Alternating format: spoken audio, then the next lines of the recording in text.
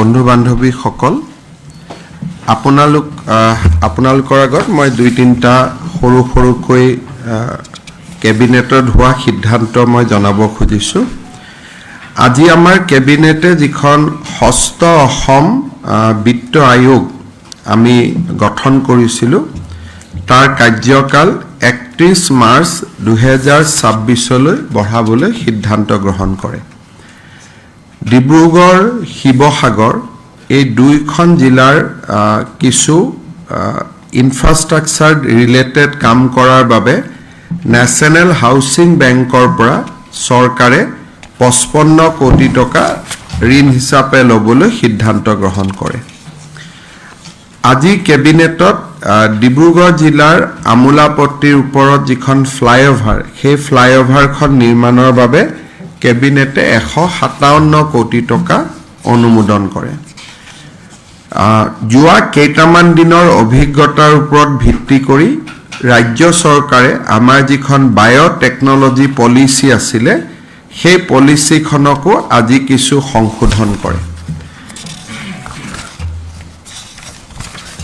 আজি অসমত বিনিয়োগৰ সম্ভাৱনা বৃদ্ধি কৰিবৰ বাবে ৰাজ্য চৰকাৰে textile and apparel policy of Assam 2025 যিখন পলিচিৰ জৰিয়তে আমি কাপোৰৰ সৈতে জড়িত বা সাজ পোছাকৰ সৈতে জড়িত ইণ্ডাষ্ট্ৰীসমূহক যাতে অসমত যাতে এট্ৰেক্ট কৰিব পাৰোঁ তাৰ বাবে কেবিনেটত টেক্সটাইল এণ্ড এপাৰেল পলিচিখন আজি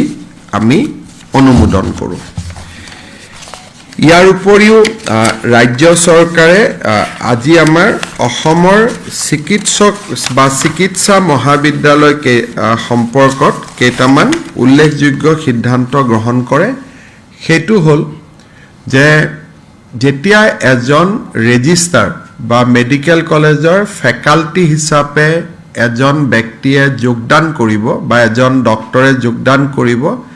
ৰাজ্য চৰকাৰে দৰমহাৰ উপৰিও বেংকৰ জৰিয়তে তেওঁলোকক একোখন গাড়ীৰ ব্যৱস্থা কৰি দিব যাৰ মূলধনটো তেওঁলোকৰ দৰমহাৰ পৰা কটা হ'ব কিন্তু সুদখিনি সম্পূৰ্ণ ৰাজ্য চৰকাৰে বহন কৰিব তাৰ উপৰিও আজি আমাৰ অসমৰ মেডিকেল কলেজৰ অধ্যাপক অধ্যাপিকাসকলৰ কাৰণে এচিউট কেৰিয়াৰ প্ৰমোশ্যন স্কিম এটাও কেবিনেটে এপ্ৰুভ কৰে তৃতীয়তে মেডিকেল কলেজৰ চিকিৎসকসকলক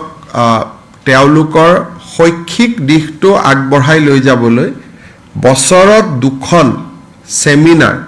নেশ্যনেল লেভেল সেমিনাৰত অংশ ল'বৰ বাবে ৰাজ্য চৰকাৰে তেওঁলোকক অনুমতি দিব আৰু এই সেমিনাৰ দুখনত অংশ ল'বৰ বাবে তেওঁলোকে ছুটিও পাব আৰু সেমিনাৰত অহা যোৱা আৰু হোটেলত থকা খৰচো ৰাজ্য চৰকাৰে তেওঁলোকক উভতাই দিব ঠিক সেই ধৰণে প্ৰত্যেক বছৰে প্ৰত্যেক দুবছৰৰ মূৰত এছিয়াৰ যিকোনো এখন দেশত তেওঁলোকে সেমিনাৰ এটেণ্ড কৰিবৰ বাবে যাব সুবিধা পাব তাৰো খা খৰচ ৰাজ্য চৰকাৰে গ্ৰহণ কৰিব আৰু প্ৰতি 3 বছৰৰ মূৰত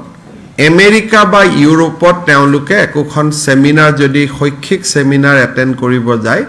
তাৰো সম্পূৰ্ণ খৰচ ৰাজ্য চৰকাৰে বহন কৰিব এইখিনি সুবিধা এইমছত আছিলে কিন্তু আমাৰ মেডিকেল কলেজসমূহত নাছিলে এই সুবিধাখিনি দিয়াৰ পিছত আমাৰ ৰাজ্যৰ মেডিকেল কলেজসকলৰ অধ্যাপক অধ্যাপিকাসকলৰ চাকৰিৰ সৈতে জড়িত সা সুবিধাসমূহ আমাৰ এইমছৰ সমপৰ্যায়লৈকে গুচি যাব গতিকে আজি এইমছত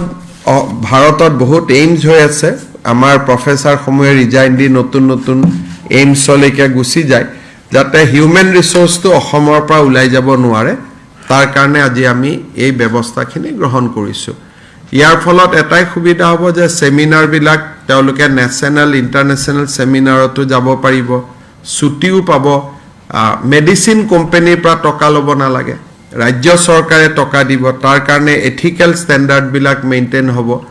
আৰু ৰেজিষ্টাৰ ল'ৰা এজনে যোগদান কৰাৰ লগে লগে 15 লাখ টকা গাড়ী এখন কিনাৰ কাৰণে